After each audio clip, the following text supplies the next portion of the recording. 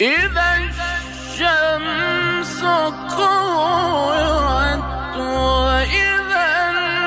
النجوم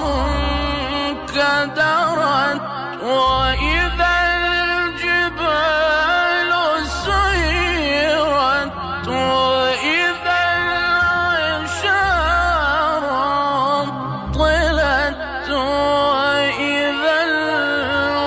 الوحوش حشرت وإذا البحار سجرت وإذا